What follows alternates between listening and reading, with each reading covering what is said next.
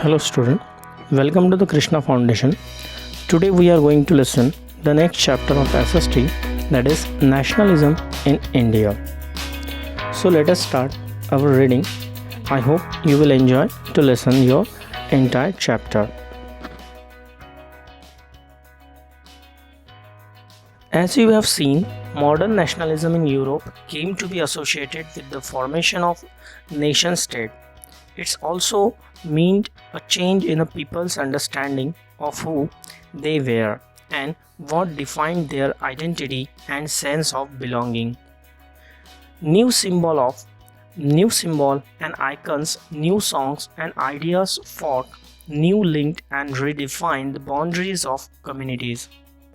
In most countries, the making of this new national identity was a long process. How did this consciousness emerge in India? In India, and as in many other colonies, the growth of modern nationalism is intimately connected to the anti-colony movement. People began discovering their unity in the process of their struggle with colonialism. The sense of being oppressed under the colonialism provided a shared bond and that tied the many different groups together. But each class and group felt the effect of colonialism differently, their experiences were varied, and their notion of freedom were not always the same.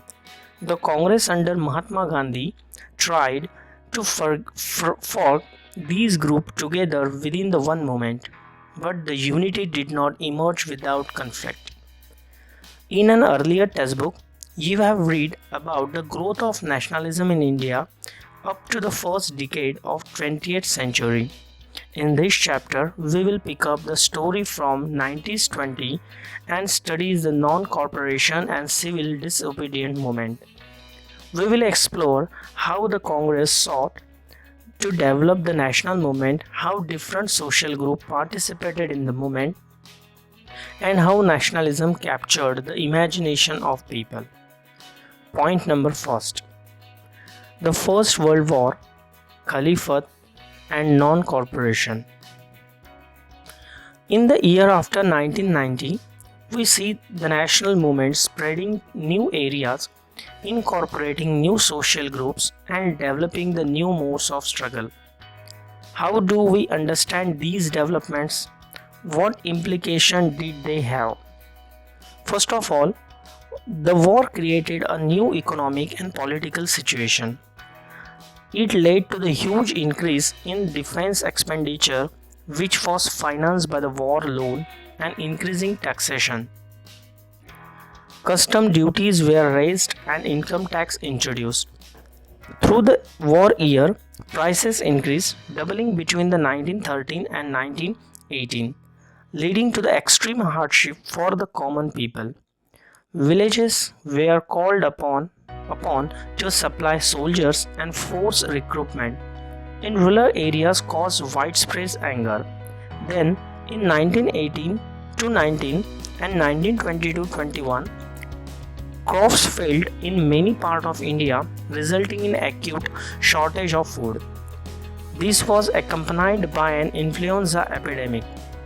According to the census of 1921, 12 to 13 million people perished as a result of famine and epidemic. People hoped that their hardship would end after the war was over, but that did not happen. At this stage, a new leader appeared and suggested a new mode of struggle. First, 1.1 The idea of Satyagraha. Mahatma Gandhi returned to India in January 1915. As you know, he had come from South Africa where he had successfully fought the racist regime with the novel method of mass agitation, which he called Satyagraha. The idea of Satyagraha emphasized the power of truth and the need to search for truth. It suggested that If the cause was true, if struggle was against injustice, then physical force was not necessary to fight the oppressor. Without seeking vengeance or being aggressive, a satyagrahi could win the battle through the non-violence. This could be done by appealing to the conscience of the oppressor. People, including the oppressor, had to be persuaded to see the truth. Instead of being forced to accept the truth through the use of violence, by this struggle, truth was bound to ultimately triumph. Mahatma Gandhi believed that this dharma of non-violence could unite all Indians. After arriving in India, Mahatma Gandhi successfully organized Satyagraha movement in the various places. In 1970, he traveled the Champaran in Bihar to inspire the peasants to struggle against the oppressive plantation system. Then in 1917, he organized Satyagraha to support the peasant of Kheda district of Gujarat. Affected by crop failure and plague epidemic, the peasant of Kheda could not pay the revenue and were demanding that revenue collection be relaxed. In 1918, Mahatma Gandhi went to Ahmedabad to organize a Satyagraha movement among the cotton mill workers. 1.2 The Rowlatt Act. Emboldened with this success, Gandhiji in 1990 decided to launch a nationwide satyagraha against the proposed Rowlatt Act 1990. This act has been hurriedly passed through the Imperial Legislative Council despite the united opposition of Indian members. It gave the government enormous power to repress political activities and allowed the detention of political prisoners without trial for 2 years. Mahatma Gandhi wanted violent civil disobedience against such unjust law, which would start with the battle on 6th April. Rallies were organized in the various cities. Workers went on strike in the railway workshop and shop closed down, alarmed by the popular upsurge and scared that line of communication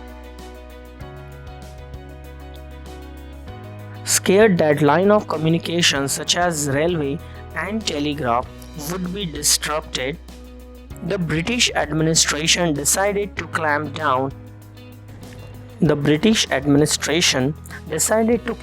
the nationalists.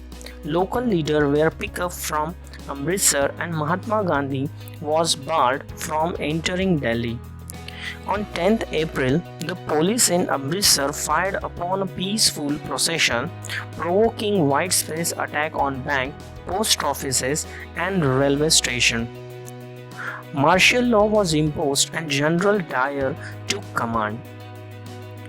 On 13 April, the infamous Jallianwala Bagh incidents took place. On that day, a large crowd gathered in enclosed ground of Jallianwala Bagh. Some came to protest against the government's new repressive movement. Others had come to attend the annual Baisakhi fair. Being from outside the city, many villagers were unaware of martial law that has been imposed. Dyer entered the area, blocked the exit point, and opened fire on the crowd, killing hundreds. His object, as he declared later, was to produce a moral effect, to create in the mind of satyagrahis a feeling of terror and awe. As the news of Jallianwala Bagh spread, crowd took the street in many North Indian towns. There were strikes, clashes with the police and attack on government buildings. The government responded with the brutal repression, seeking to humiliate and terrorize people. Satyagrahis were forced to rub their noses on the ground, crawl on the street, and do salam to all the sahibs. People were flogged and village around the Gujranwala in Punjab, now in Pakistan, were bombed. Seeing violence spread, Mahatma Gandhi called off the movement. While the Rawal Satyagraha had been widespread movement, it was still limited mostly to cities and towns. Mahatma Gandhi now felt the need to launch a more broad-based movement in India, but he was certain that such movements could be organized without bringing the Hindus and Muslims closer together. One way of doing this, he felt, was to take up the Caliphate issue. The First World War had ended with the defeat of Ottoman Turkey, and there were rumors that harsh peace treaty was going to impose the Ottoman Emperor. Spiritual heads of Islamic world, the Khalifa, to defend the Calipha's temporal powers, the Caliphate Committee was formed in Bombay in March 1990. A young generation of Muslim leaders like Brother Muhammad Ali and Shaukat Ali began discussing with Mahatma Gandhi about the possibility of united mass action on the issue. Gandhiji saw this as an opportunity to bring Muslims under the umbrella of Unified Nation movement. At the Calicut session of Congress in September 1920, he convinced other leaders to need to start a non-corporation movement in support of Caliphate as well as for Swaraj. 1.3 Why non-cooperation? In his famous book of Hind Swaraj 1909, Mahatma Gandhi declared that British rule was established in India with the cooperation of Indians and had survived only because of this cooperation. If Indians refused to cooperate, British rule in India would collapse within a year and Swaraj would come. How could non-cooperation become a movement? Gandhiji proposed that a movement should be unfolded in stages. It should begin with the surrender of titles that the government awarded and a boycott of civil services, army, police, court and legislative councils, schools and foreign goods. Then in case government used repression, a full civil disobedient campaign would be launched. Through the summer of 1920, Mahatma Gandhi and Shaukat Ali toured extensively, mobilizing popular support for the movement. Many within the Congress were, however, concerned about the proposal. They were reluctant to boycott the council elections scheduled for November 1920, and they feared that the movement might lead to the popular violence. In the month between September and December, there was an intense tussle within the Congress. For a while, there seemed no meeting point between the supporter and opponent of the movement. Finally, the Congress session at Nagpur in December 1920, a compromise was worked out and non-cooperation program was adopted. How did the movement unfold? Who participated in it? How did different social groups conceive of idea of non-cooperation? Point 2. Differing strands within the movement. Non-cooperation Caliphate movement began in January 1921. Various social groups participated in this movement, each with its own specific aspiration. All of them responded to this call of Swaraj, but the term meant different things for different people. 2.1 The movement in towns. The movement started with the middle class participation in the cities. Thousands of students left government controlled schools and colleges. Headmasters and teachers resigned and lawyers gave up their legal practices. The council election was boycotted in most provinces except Madras. where the Justice Party, the party of non-Brahmins, felt that entering the council was one way of gaining some power, something that usually only Brahmins had access to. The effect of non-cooperation on the economic front were more dramatic. Foreign goods were boycotted, like for shops picked and foreign clothes burned in a huge bonfire. The import of foreign clothes halved between the 1921 and 22. Its value dropping from 1.1 its value dropping from rupees 102 crore to 57 crores. In many places, the merchant and trader refused to trade in foreign goods or finance foreign trade. As boycott movement spread and people began discarding imported clothes and wearing only the Indian ones, the production of Indian textile mills and handlooms went up. But these movements in the cities gradually slowed down for the variety of reasons. Khadi cloth was often more expensive than mass-produced mill cloth and poor people could not afford to buy it. How then could they boycott mill cloth for too long?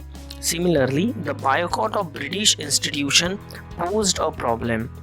For the movements to be successful, alternative Indian institutions had to set up so that they could be used in place of British ones. These were slow to come up.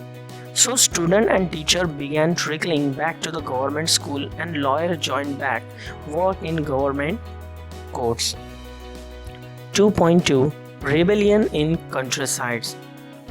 From the cities, the non-cooperation movement spread to the countryside. It drew into its fold the struggle of peasants and tribals, which were developing in the different part of India in years after the war. In Awadh, peasants were led by Baba Ramchandra, a sannyasi who had earlier been a Fiji and indentured laborer. The movement here was against talukdars and landlords who demanded from the peasant exorbitantly high rents and variety of other cess. Peasants had to do beggar and worked at landlords' farms without any payment.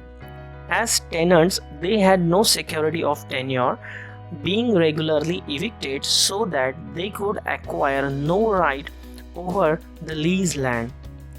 The peasant movement demanded reduction of revenues, abolition of beggar, and social boycotts of oppressive landlords. In many places, Nai, Dhobi, Bands were organized by panchayat to deprive landlord of the services of even barber and washerman. In June 1920, Jawaharlal Nehru began going around the village in Awadh, talking to the villagers and trying to understand their grievance. By October, Awadh Kisan Sabha was set up, headed by Jawaharlal Nehru, Baba Ramchandra and few others. Within a month, over 300 branches has been set up in the village around the region. So, when the non-cooperation movement began, the following year, the efforts of Congress was integrated and our peasants struggle into the wider struggle. The peasant movement, however, developed in the form that Congress leadership was unhappy with. As the movement spread in 1921, the house of talukadars and merchants were attacked, bazaars were looted, and the grains hoards were taken over. In many places, local leaders told peasants that Gandhiji had declared that no taxes were to be paid and land was be distributed among the poor. The name of Mahatma was being invoked to sanction all action and aspirations. So student, we have up to completed near about 20% of the chapter. We will listen the next in the next video. Thank you.